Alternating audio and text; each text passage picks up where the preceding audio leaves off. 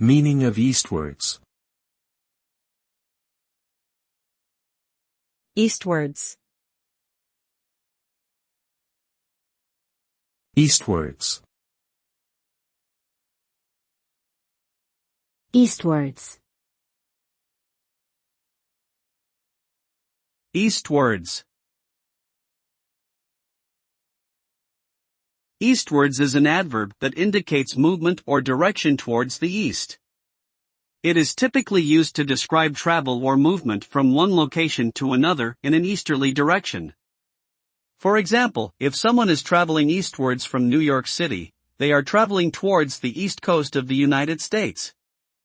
Eastwards can also be used to describe the movement or position of objects, such as the movement of the sun across the sky from east to west. Overall, eastwards is a term used to describe movement or direction towards the east.